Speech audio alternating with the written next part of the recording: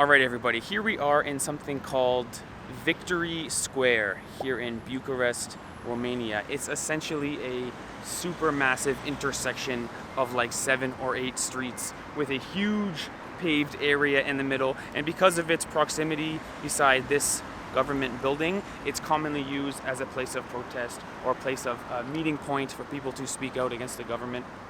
Now, just briefly, in this video, we're going to try to zoom in on one I would say tragic, but also unbelievable and sort of absurd occurrence in Romanian history. So Yvonne and I have been here for a week or so, and we've been talking to a bunch of locals, obviously our friend Catalin, who's been taking us around and introducing us to people. And one thing that's a common topic of conversation amongst Romanians, especially with travelers, is the communist era and the tumultuous and bloody turn from communism into democracy. So in 1989 there was a huge revolution where squares like this would have been full of protesters and people protesting against the communist government. Romania is actually the only country that lost and got rid of its communism by force. So the people quite literally rose up and formed a militia and fought off this communist government. But about 6 months after the revolution, which happened in 1989, there was this unbelievable event that happened just behind me in 1990. So you can imagine 25,000 miners. I mean, people who work in a mine with their hard hats on, their steel-toe boots, coal on their face. 25,000 miners were called down by the government and assembled here. And what happens next is really, really mind-blowing. So from here, the miners were sent to another square about 200 or 300 meters away. So let's go there and tell you guys what happened with these 25,000 fresh from the mine miners. Let's go. And so here we are, guys, in something called University Square. So why were 25,000 miners received at Victory Square and then sent here to University Square? Well, they were sent here to break up what was a peaceful protest, and these pictures really blow my mind. You can see that these guys are still wearing their construction outfits. They literally still have coal on their face from their job, and they were used to break up what was a peaceful protest. Honestly, when I see those photos, I was like, I have to make a vlog about this. It's too unbelievable for me to just kind of not mention it. I will say tons of questions arise in your brain when you see 25,000 miners breaking up a peaceful protest. Why miners and why not proper riot police? Well, this very square behind me, University Square, was one of the main sites of the revolution in 1989 against communism. You can even see some crosses over here, which are monuments to the people who lost their life in the revolution. So the government was worried that if they brought the riot police to break up another protest here, that it would only enrage the mob even more, having been through what they've been through only 6 months earlier.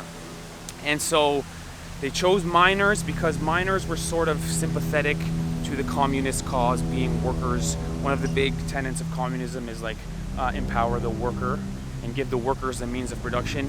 So the miners were told, listen, these protesters are going to destroy the country. They're anti-communist. Will you come and save your country? And miners, having this super difficult job and kind of have a brotherhood, they all sort of banded together, and quite literally 25,000 miners came down to University Square to break up a peaceful protest against what was supposed to be a democratic government but wasn't functioning properly. And so this site right here behind me is the very site you see those mind-blowing pictures of guys with shovels and sticks and clubs pushing away protesters. And what's even more interesting is our friend Catalin actually has a personal anecdote. This happened in 1990. He was a few years old at the time, and his dad was here, and he's got a very compelling personal anecdote about the miners being used in 1990. So let's go talk to him. Okay, Catalin. So I've got my audience up to speed here on the fact that in '89, communism fell in a very bloody revolution, and 6 months later, people were protesting again, and the government decided to use miners to expel the protests so that they could say, oh, the miners did it on their own, it wasn't me. You know, the Exactly. government didn't want to take responsibility for stopping the protests. Now, your father and you were in this area. Go ahead and tell us your personal experience. Sort of incredible. Sort of personal experience, because I was 5 years old, but I just remember from the things my mother told me and my father told me. So you have to understand this way. So around 400 meters from here, in that direction, close to Victory Square where we came from, it was my kindergarten. And this happened in the June. I was still in kindergarten, so my father went to the kindergarten to pick me up. Sure. My house was very close to Victory Square, Right. where it all began. Yes. So my father told me that he was in the street in the moment the miners came to Bucharest, and my father, well, of course nobody knows, like your audience doesn't know. My father is a rocker. He likes rock. He is the type of guy who was wearing also back then ripped jeans, long hair, ponytail, listening to music. So he looks like potentially one of the protesters. Yeah, 100%. Like my father would have been a target 100%, but he was unbelievably lucky that he was with me. So he was with a small child. I was 5 years old. Well, no, yes, 5 years old at that point. You know, not even 5, 4 years and 10 months. So he was going home and he had to cross through all the mob through that area. You know. Wow. Exactly. And he was unbelievably lucky that he was with me, because if he weren't with me, exactly here in this area, you can show them right there. So This is the university. the university, yes, that is the university, the most prestigious university, I might say, from Romania. Some people are going to contradict me. I didn't go to this university, but it's the most well-known, yeah? Right. So exactly in that area, there are videos, if you search on the internet, of students or intellectuals or teachers just running. Like there is a video with a guy who is running for his life in that direction, and there are, like, I don't know, hundreds of people with bats, clubs, everything, Mining equipment or shovels or whatever they had, yeah. you know, just went and they beat it, they destroyed him. Wow. And the hospitals were full of people. You know what they were doing? I'm the miner, I'm taking you, I'm beating you, you go to the hospital, and then I wait outside for you to get ready, to get better, so outside I can beat See you you again. again. Wow. I can beat you or I can see you again. So these are all official facts. And this hotel here is called Intercontinental Hotel. This is the place where all the press officials were staying. Also during the events in 1989, there were some press officials from TV5, if I'm not mistaken, from France, and also during these events. But nobody attacked this building because everybody knew that here are just, I don't know, International people, international, not so they wanted. protesters. So from this building, from the last floors and all of those, from the top floors, with their big cameras, they were taking photos. That's probably the photos we see online from right here. Exactly. From this building. But you have to know one thing, like this whole area, it was filled with tents. The hooligans, the protesters, you know, were here. Yeah. This is the thing.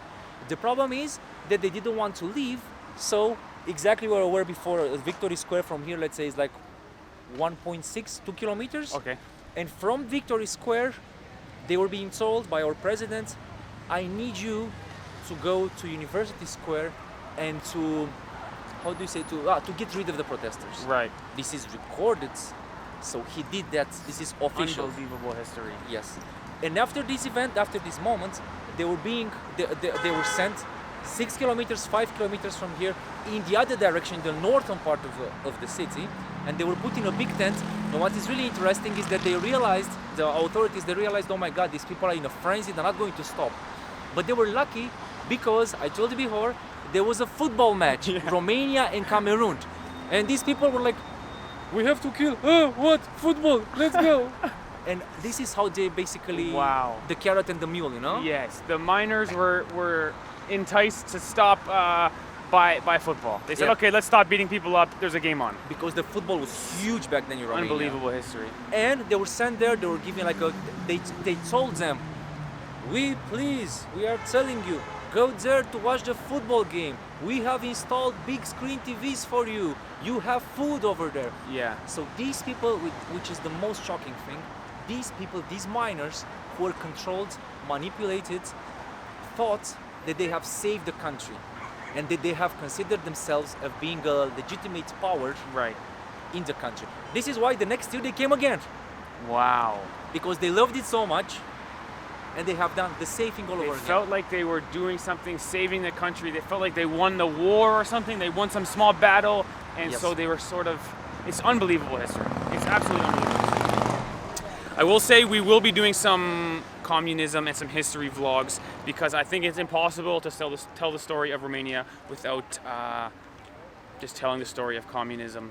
And what's interesting is in our first week here or so, Romanian people are more than willing to talk about communism and talk about the suffering, and they're really quite open and friendly and just willing to engage in the subject of this extreme, difficult period, really tumultuous period from communism into democracy.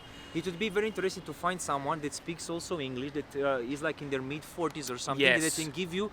I would like to find Yes. someone that's pro-communist, because there are some people who are pro-communist. That would be interesting Very to see interesting what to have. what could be the good side, what could people like about it.